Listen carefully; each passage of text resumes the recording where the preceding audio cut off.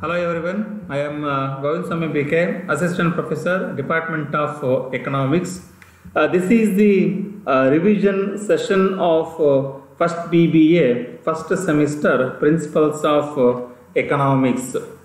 This is the chapter of syllabus of chapter number 4, Theory of Production. So in this chapter, we have covered meaning of production, factors of production, land and its features, meaning of labor, division of labor, advantages and disadvantages of division of labor, mobility of labor, efficiency of labor, input markets, factor determining demand for input, marginal productivity theory, capital, types of capital, stages of capital formation, meaning of organization and functions of entrepreneur or organization, attributes or characteristics of entrepreneur and micro entrepreneurship. This is the syllabus of chapter number 4. So what we have already discussed in the different sessions. So this is the learning objectives of this chapter. So already we have discussed what are the main learning objectives of the chapter number 4, production. So after completion of this chapter, students will be able to explain the important role of production in the economy, to understand the various types of factors of production in the production of goods and services, to analyze the returns of factors of production, and to understand, determine the prices of factors of production. So this is the session number 37, what we have already discussed in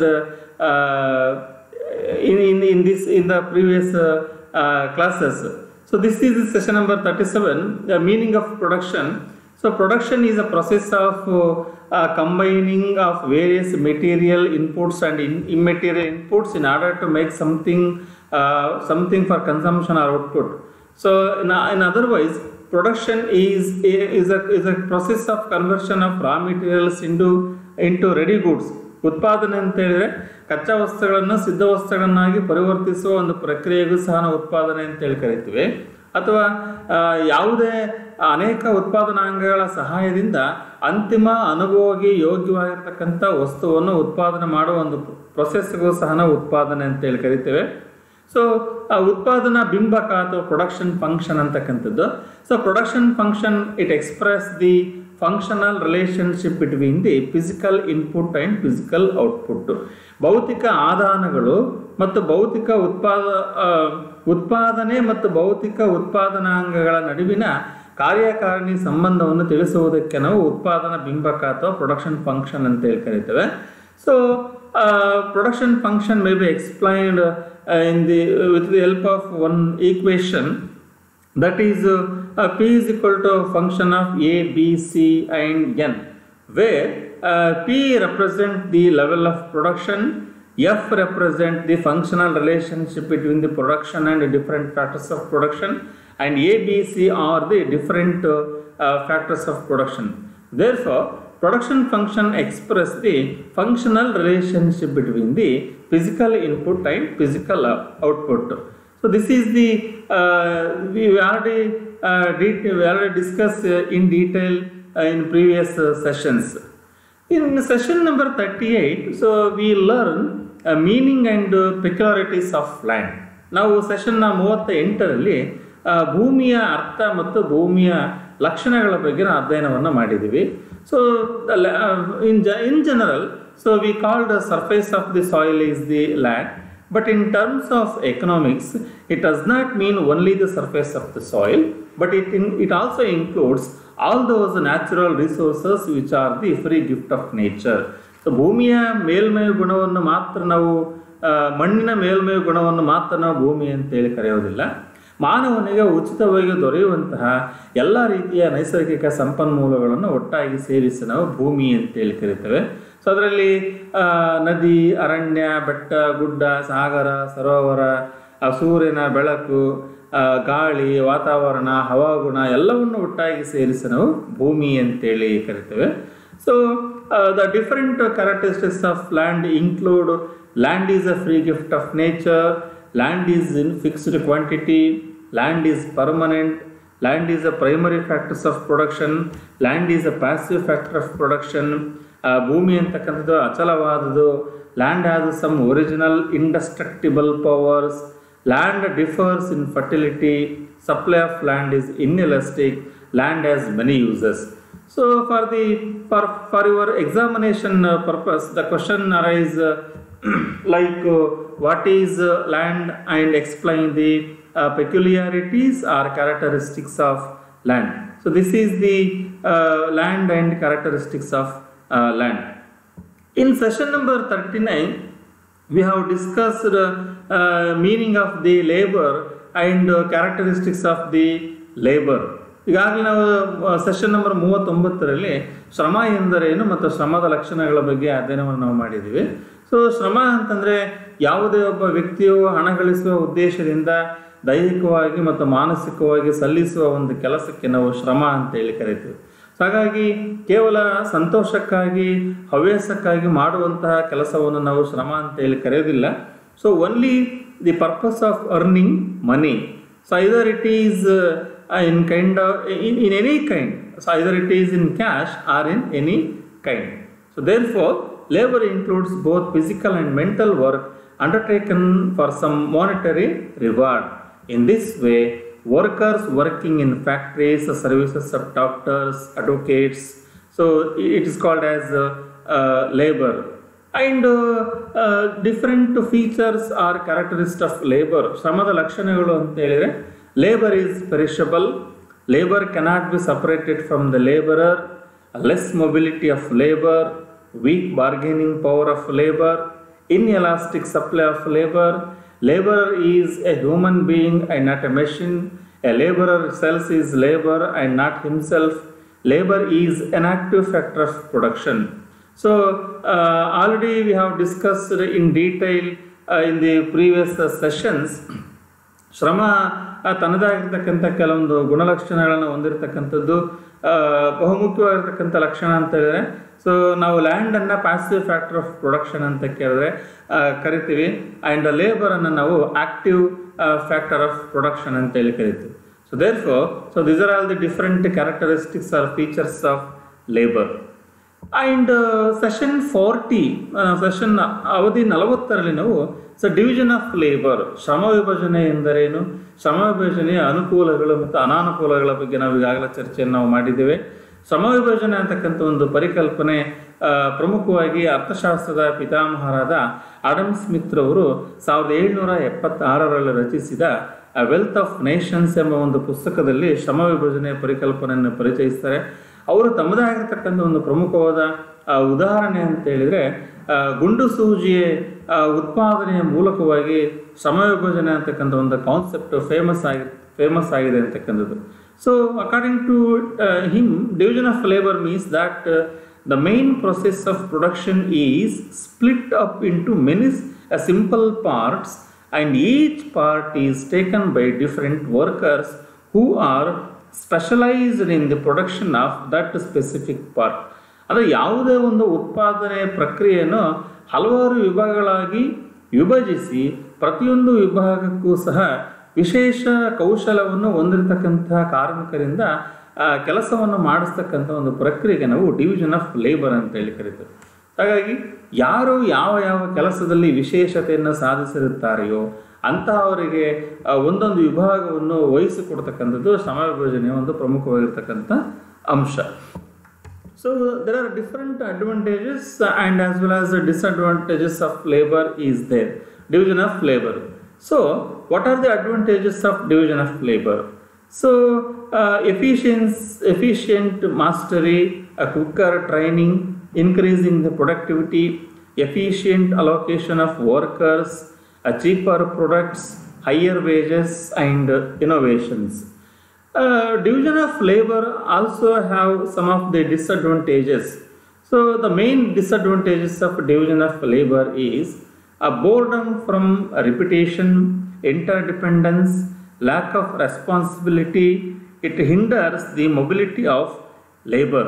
ಶ್ರಮ ವಿಭಜನೆಯಿಂದ ಅನೇಕ ಅನುಕೂಲಗಳು ಸಹ ಇದ್ದಾವೆ, and then ಅದರಿಂದ ಅನಾನುಕೂಲಗಳು ಸಹ ಇದೆ.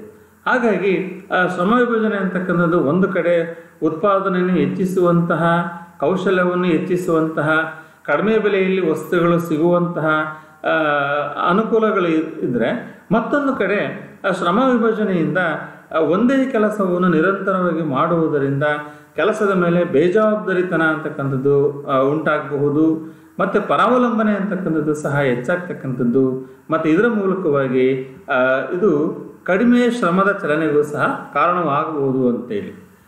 And in session number 41, ನಾವು ಸೆಷನ್ 41ನಲ್ಲಿ so what is the mobility of labour, ಶ್ರಮದ ಚಲನೆ ಎಂದರೇನು? See, mobility of labour means the capacity and ability of labour to move from one place to another or from one occupation to another.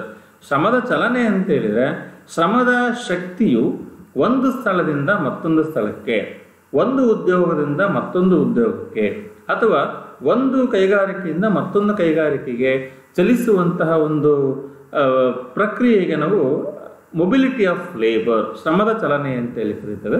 So ಈ ಶ್ರಮದ ಚಲನೆಯಲ್ಲಿ ಮುಖ್ಯವಾಗಿ 3 ವಿಧಗಳಿವೆ: geographical mobility, occupational mobility and mobility between the industries. ಶ್ರಮ ವಿಭಜನೆಯ ವಿಧಗಳಲ್ಲಿ ಭೌಗೋಳಿಕವಾಗಿರ್ತಕ್ಕಂತಹ ಶ್ರಮದ ಚಲನೆ, ಔದ್ಯೋಗಿಕವಾಗಿರ್ತಕ್ಕಂತಹ ಶ್ರಮದ ಚಲನೆ, ಕೈಗಾರಿಕೆಗಳ ನಡುವೆ ಶ್ರಮದ ಚಲನೆ ಅನ್ನುವ ಪ್ರಮುಖವಾದ 3 ವಿಧಗಳಿವೆ.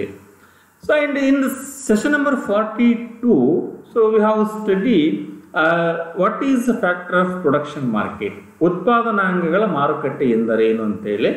ಈಗಾಗಲೇ ನಾವು what is the main difference between the factor of production market and production market, ಉತ್ಪಾದನಾ ಮಾರುಕಟ್ಟೆ ಮತ್ತು ಉತ್ಪಾದನಾಂಗಗಳ ಮಾರುಕಟ್ಟೆ ಮಧ್ಯೆ ಇರತಕ್ಕಂಥ ವ್ಯತ್ಯಾಸವನ್ನು ನಾವೀಗಾಗಲೇ ಹಿಂದಿನ ತರಗತಿಯಲ್ಲಿ ನಾವು ತಿಳ್ಕೊಂಡಿದ್ದೇವೆ.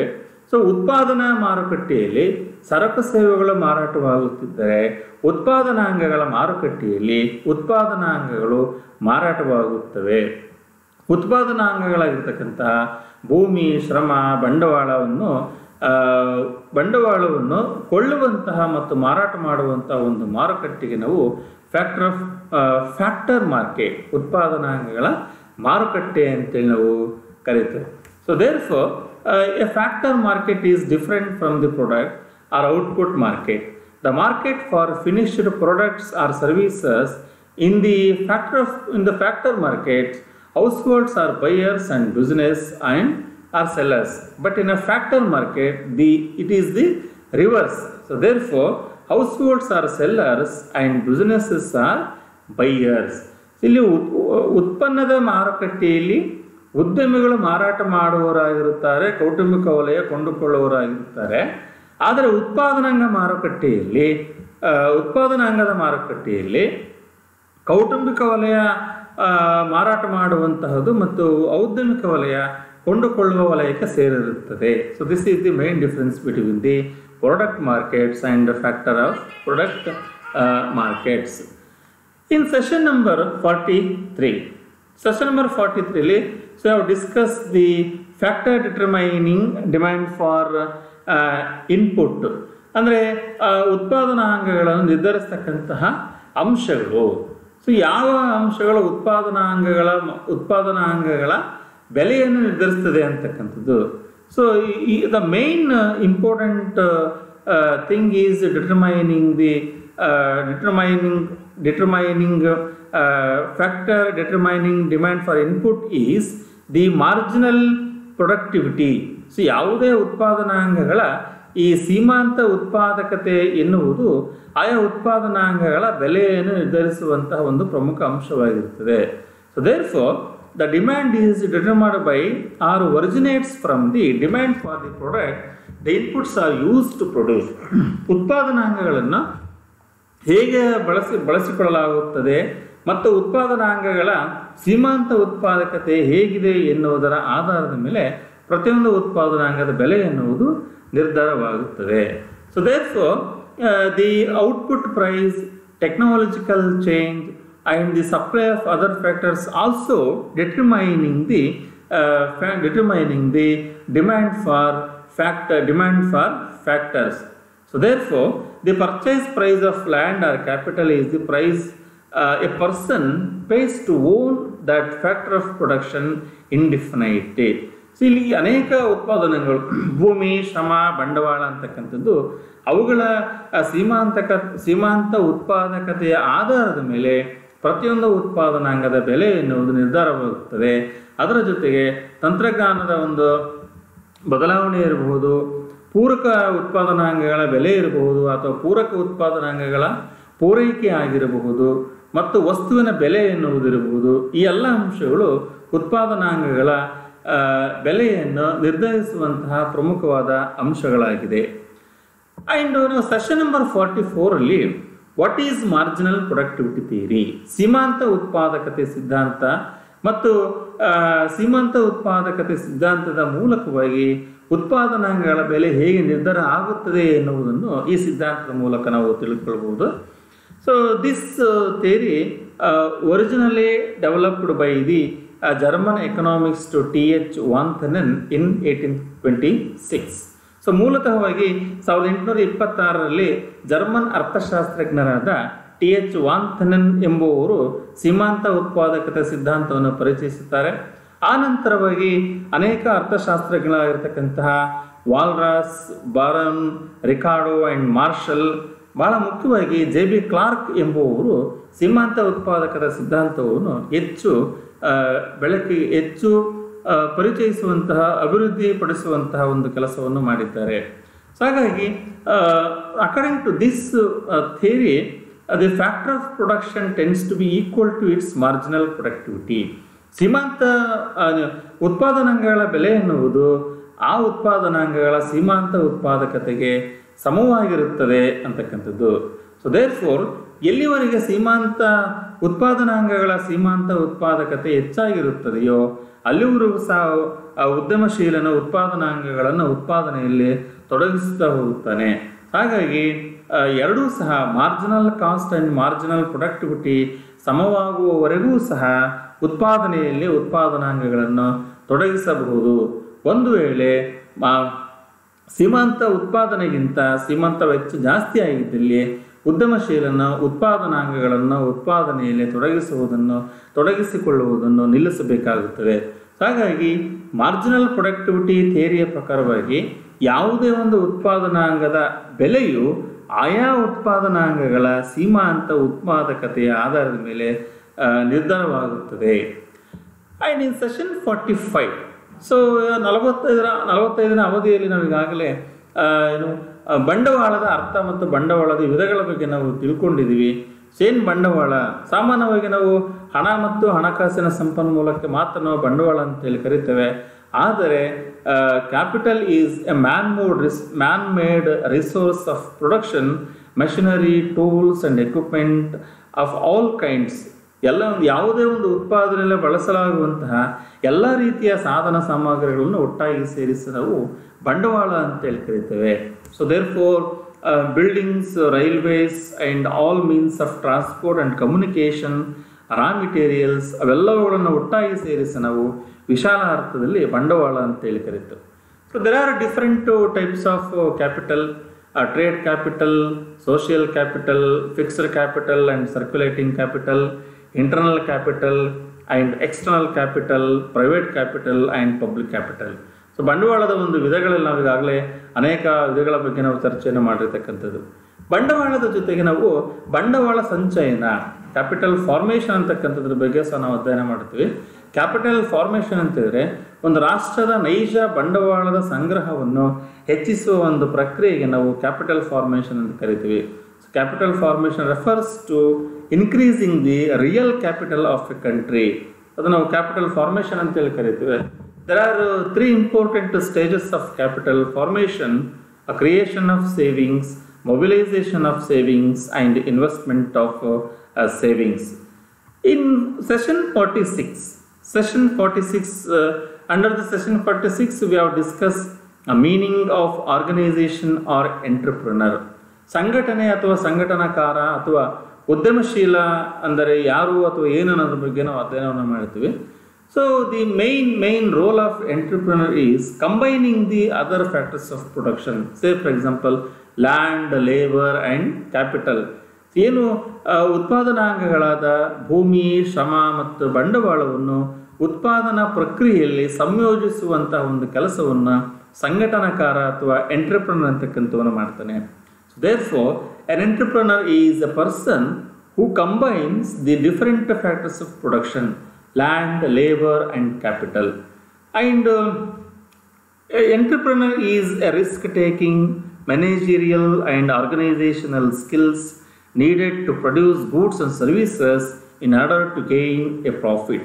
ಸೊ ಲಾಭದ ಒಂದು ಉದ್ದೇಶಕ್ಕಾಗಿ ರಿಸ್ಕನ್ನು ಬೇರ್ ಮಾಡ್ತಕ್ಕಂಥವ್ರು, ಅನ್ಸರ್ಟನಿಯನ್ನು ಬೇರ್ ಮಾಡ್ತಕ್ಕಂಥವ್ರಿಗೆ ನಾವು ಎಂಟ್ರಪ್ರಿನರ್ ಆರ್ ಆರ್ಗನೈಸರ್ ಅಂತ ನಾವು ಕರಿತೀವಿ. And different functions of entrepreneur, ಒಬ್ಬ ಸಂಘಟನಾಕಾರನ ಪ್ರಮುಖವಾಗಿರ್ತಕ್ಕಂಥ ಕಾರ್ಯಗಳು ಅಂತೇಳಿದರೆ, so decision making, management control, risk taking and uncertainty bearing, innovation, organising resources, social responsibilities, ಈ ರೀತಿ ಅನೇಕ ಲಕ್ಷಣಗಳು, ಅದೇ ಅನೇಕ ಕಾರ್ಯಗಳನ್ನು ಒಬ್ಬ ಸಂಘಟನಾಕಾರ ಅಂತಕ್ಕಂಥವನು ಮಾಡ್ತಾನೆ. ಸೊ ಪ್ರಮುಖವಾಗಿರ್ತಕ್ಕಂಥ ನಿರ್ಧಾರಗಳನ್ನು ತೆಗೆದುಕೊಳ್ಳುವನಾಗಿರ್ತಾನೆ.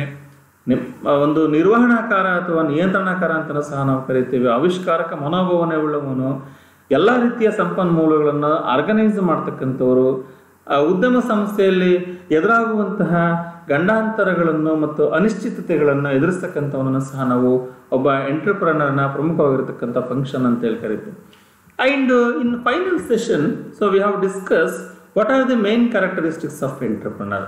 ಯಾವುದೇ ಒಬ್ಬ ಯಶಸ್ವಿ ಎಂಟ್ರಪ್ರನರ್ ಆಗಬೇಕಂತೇಳಿದ್ರೆ he has some is own a special characteristics, ಅದರದ್ದೇ ಅವನದಾಗಿರ್ತಕ್ಕಂಥ ಕೆಲವೊಂದು ವಿಶೇಷ ಗುಣಲಕ್ಷಣಗಳನ್ನು ಹೊಂದಿರಬೇಕಾಗ್ತದೆ.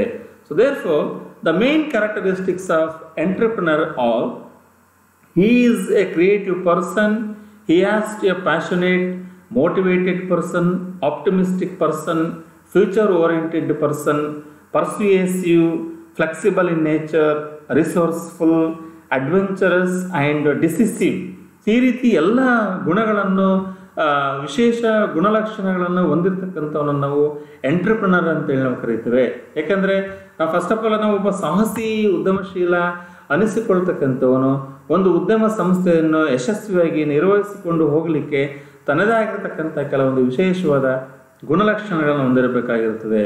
So these are all the main characteristics of entrepreneur. So this is the clear picture of different sessions of chapter number 4, production. Thank you one and all.